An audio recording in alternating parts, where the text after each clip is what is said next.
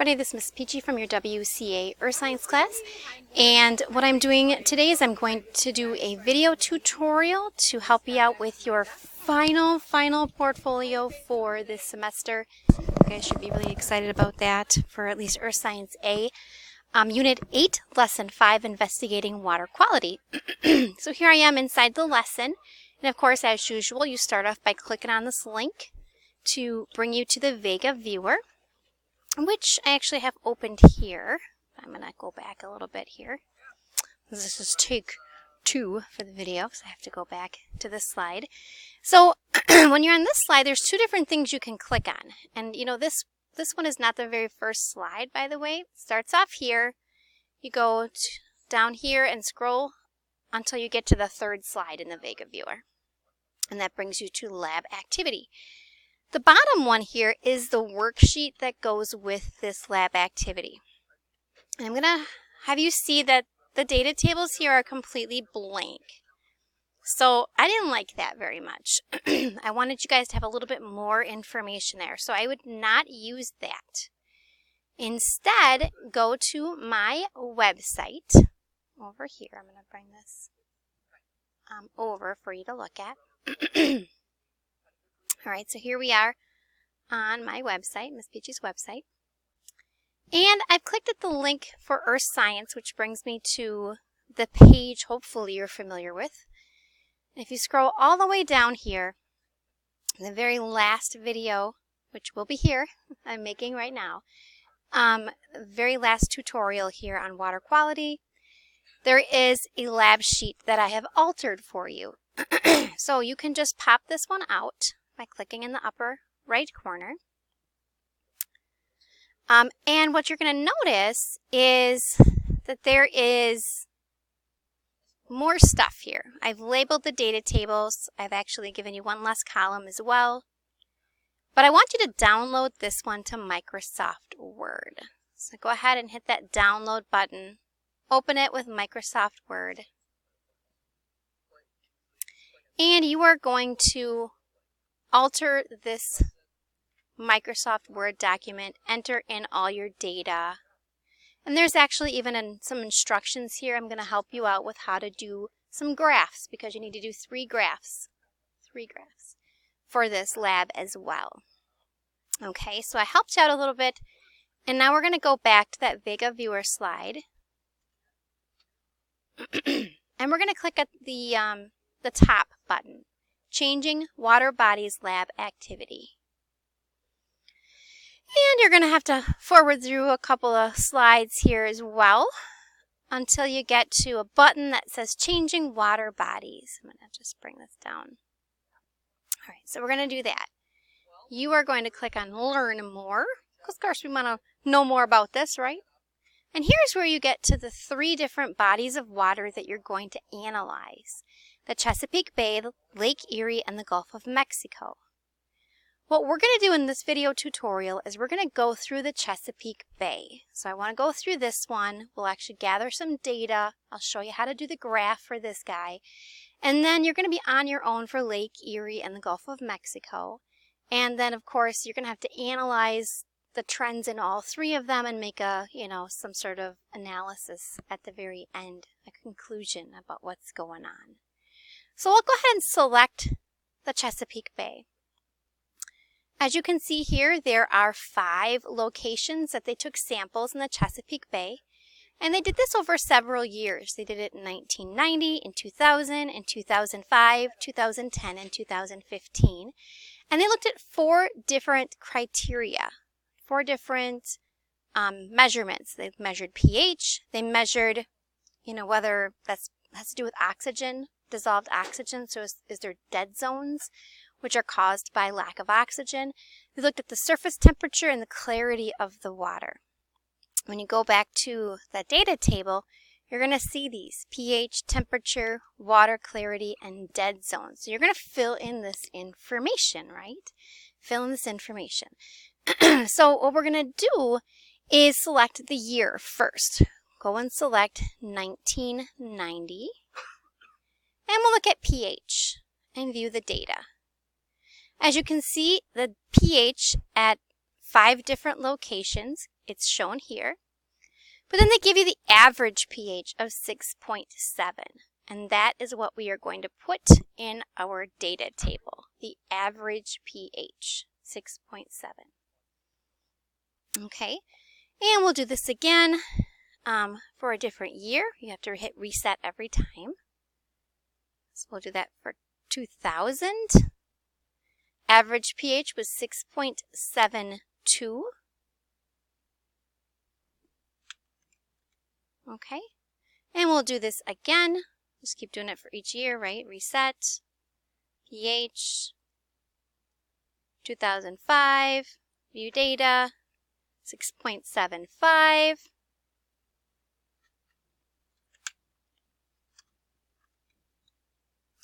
Do 2010.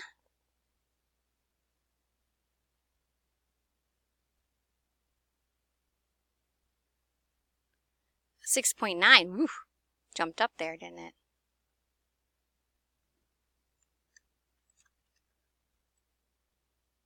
Okay, and then last year here, oops, reset again, pH 2015, 6.97. So we're obviously seeing an upward trend here of pH, right?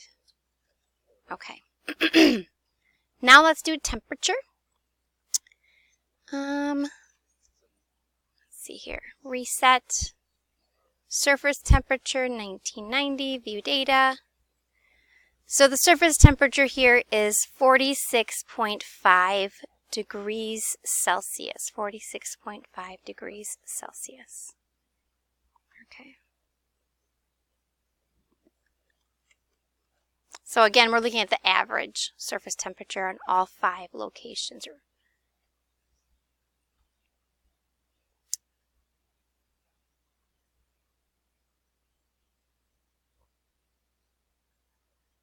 51.3 degrees Fahrenheit. I'm sorry, it was Fahrenheit before too.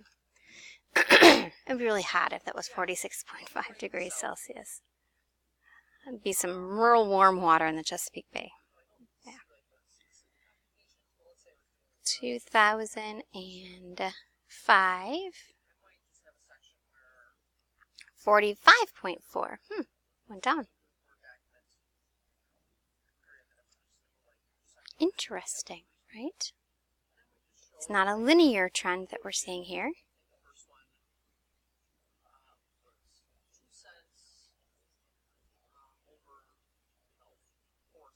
$51.8.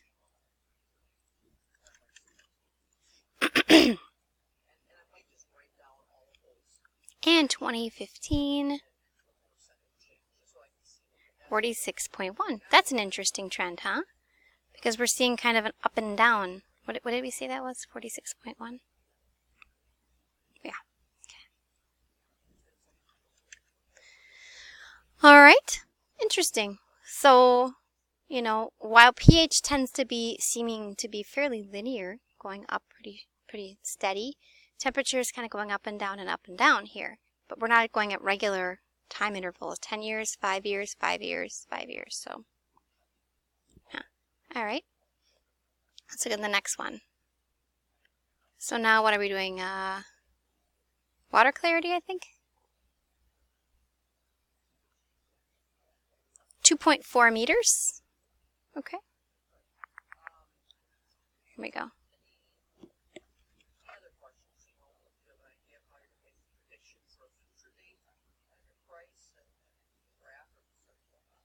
$2,000. 2.25 meters. Okay. Whoopsie doopsie. Alrighty then. Reset. Water clarity 2.7 meters. Let's see a little bit deeper that year. Alright, reset. Water clarity 2010. Is that where we are? 2.15 meters. Oof. Not very clear there. So this is how deep down you can see. So the deeper down you can see, the clearer your water is, right? And 2015, you're at 1.95 meters. Getting worse. Okay. So we had a kind of an anomaly here. We had the year where we could see pretty clear in 2005. Otherwise, it was a, kind of a downward trend in clarity, right? Interesting. And finally, let's do dead zones.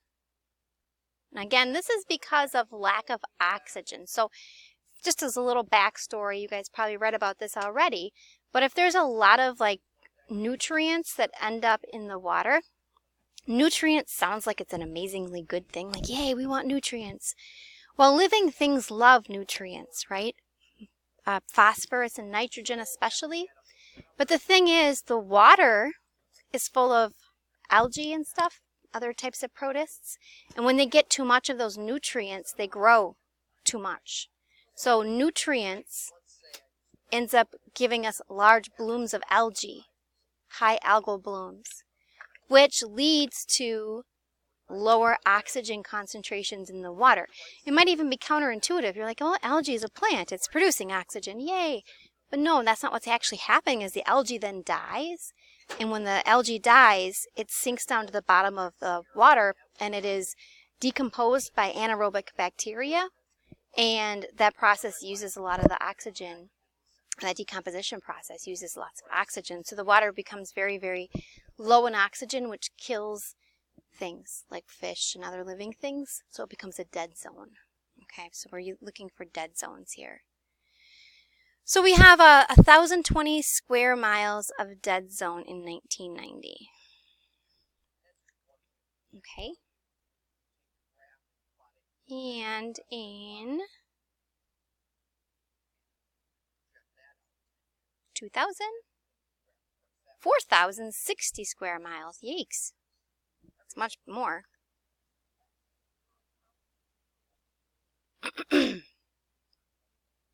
Let's look here at 2005. 4,095.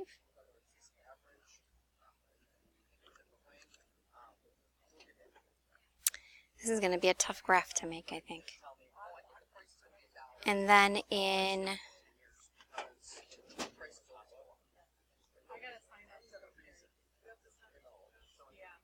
2010, uh-oh, I forgot to hit dead zone. 3,090, so that's going down, that's good.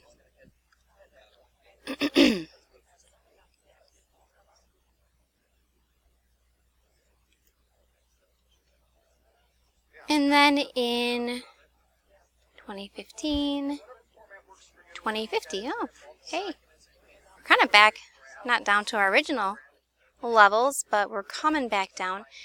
So once you have all this data, it's kind of hard to make sense of it. You kind of want to see what kind of trends is happening, but also I think it would be really difficult to tell for sure, but you might notice a relationship. Like an increase in temperature might lead to a decrease in water quality or something like that. I mean, I'm not saying that that's necessarily true, but those are the types of relationships you might want to be looking for. So the next step we have to do here is graph this.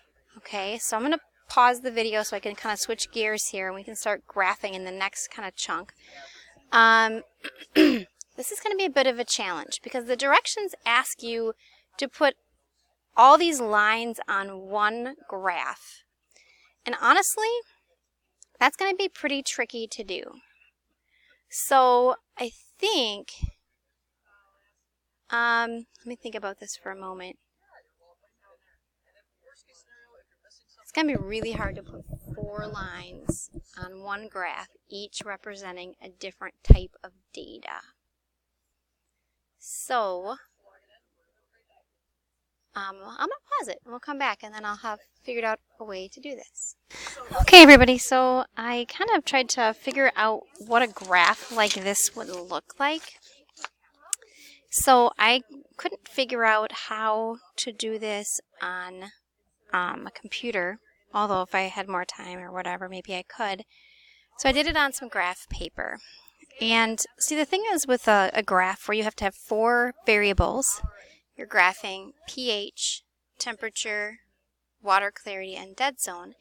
And each one of these has different units of measure. You can't use just one y-axis. You have to have multiple y-axes. So I put 4 y-axes. There's 2 over on the left and 2 over on the right. So it makes like a large U shape instead, with 2 axes here and 2 axes here. And then on the x-axis, I'm putting my years. 90. There was no data in 95, so we're to skip that point, but I wanted to keep these intervals even. 2000, 2005, 2010, 2015. Each one of these, we don't start, kind of have one of these little marks on there just to indicate that we're not starting at 0, we're kind of skipping over a bunch of numbers so that we can see things a little better. So there's little zigzags you put at the bottom. Same thing over here and over here, okay? Because we're not starting with we're starting kind of in the middle, starting at 6.7, 6.8, 6.9, 7.1. Otherwise, it's too weird and you can't really see your data very well. So when you would do this, what you would graph is in 1990, we graph a pH of 6.7. Let's say I did pH as red. So 1990, my pH is 6.7. It's 6.72 in 2000. So that's 6.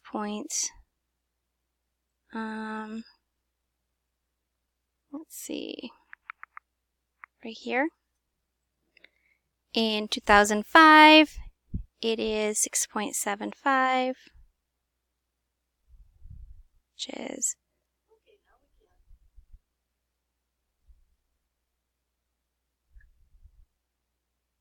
here. In 2010, it's 6.9, so it jumps up quite a bit here. And in 2015, it's 6.97. So here, oh, hang on, it was 6.9. Uh-oh. I screwed up here. You guys replied like, what? You're doing wrong. So it was 6.72, right? That's correct. All right, that one's correct. And then 6.75 is correct. Just my 6.9 I messed up on. All right, that was 6.79, which I want 6.9, which is way the heck up.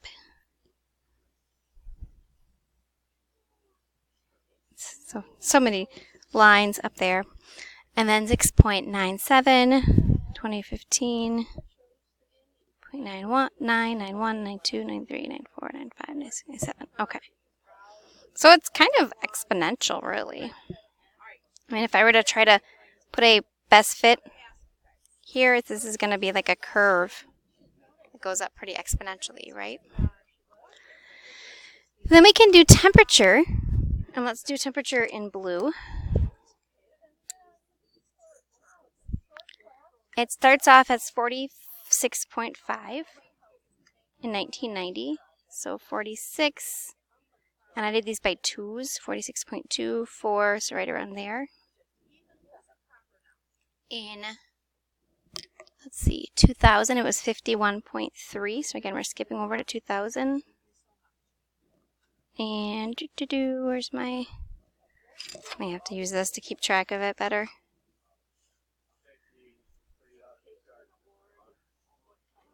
$51.2 right here. And then in 2005, it goes down to 45.4. So going to go way down, 2005, 45.4. And then back up in 2010 to 51.8. So all the way back up to 51.2468. And then back down to 46.1 here in 2015.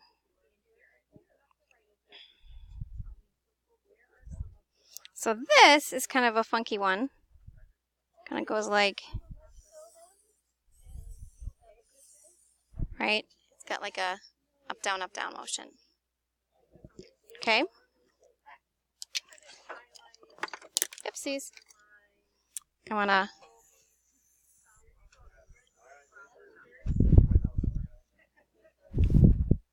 gonna get that dot out of there. I messed that one up. I don't have any real white out. We just have white stickers we stick on things. All right, so then we have water clarity, which let's do that in green over here, using this axis. Water clarity starts off at 2.4, which is here in 1990. So we use the same method. We're just following the axes on the right now. 2.25 in the year 2000. 2.2, kind of like in the middle here. So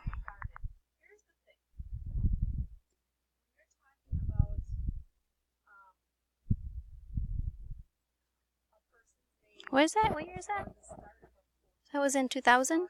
Yeah, sorry. In 2000, 2.25. It's hard for me to follow this sometimes. Like right there. And then in 2005, it's 2.7. Right? So it goes all the way up to 2.7, which is way over here. And then in 2010, it's 2.15.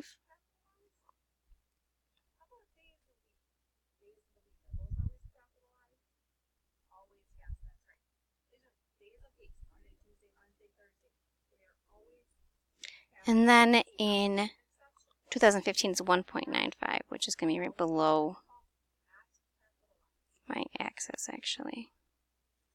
So that one's kind of a funky one, too. It's like it's on its way down, but then it spikes up, and then it continues back down again. Okay? Then our dead zone, we can use purple for that. Okay?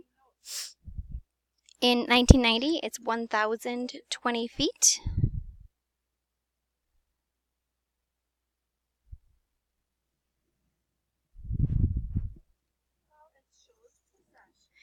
In 2000, it's 4,060 feet, so we're way up here now.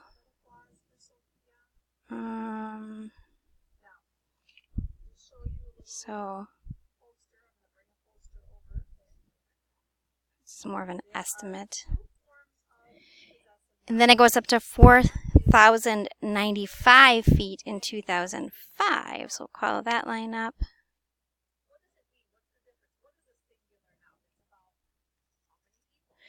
And down to 3,090 in the year 2010.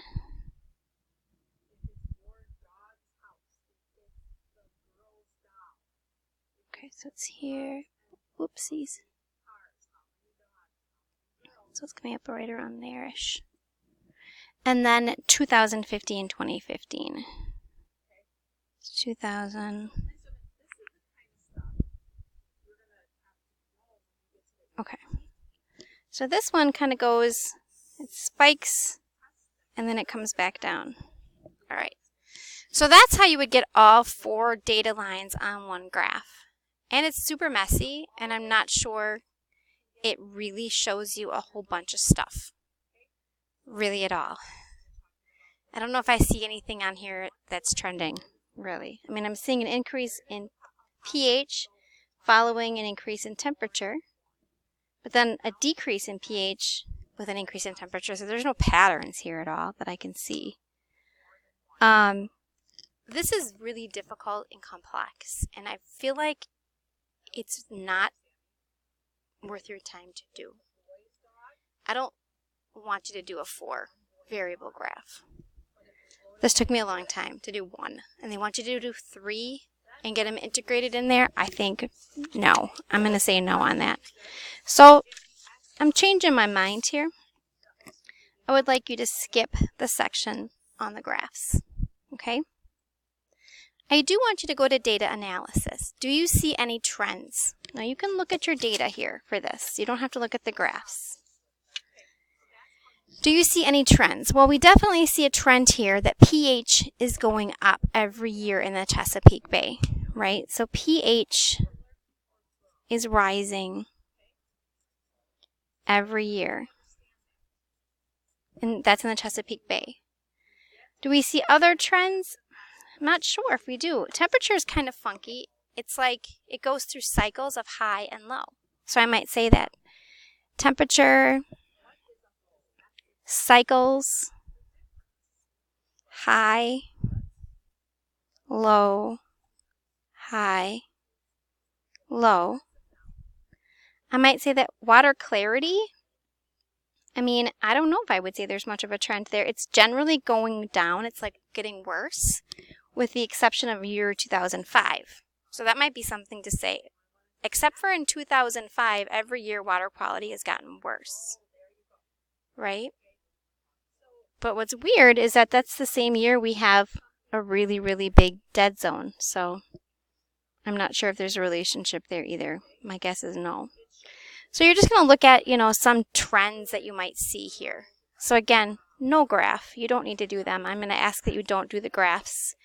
And if you were watching this video like you're supposed to, you get that information. If you didn't do the video, you wouldn't know not to do the graphs. But I'm just going to say don't do the graphs. I feel like they're not worth your time. Okay? And then the last thing you're going to do here is you are going to draw conclusions. Let me go ahead and skip back to the screen.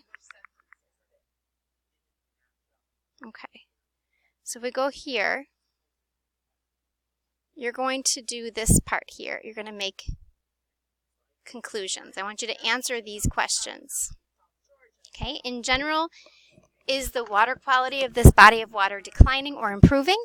Cite evidence from the data to support your conclusion. Based on most recent data, what do you predict will be the biggest environmental risk factor facing this body of water in the coming years? And relate your conclusions and predictions about different parameters of water quality with potential effect on biodiversity. It's kind of some tough questions there. So I really want you to see, is what's happening with the water quality? What have you noticed? And for this one, you're going to talk about how do you think those changes in water quality may affect the biodiversity in that area. Are they going to have a negative effect or a positive effect? And that kind of depends on if the water quality you think is getting better or getting worse in that area. Okay?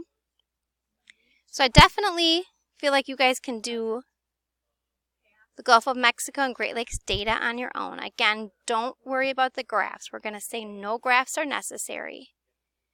And then you can do the analysis questions and the conclusion questions for this. And that's all you will need to do.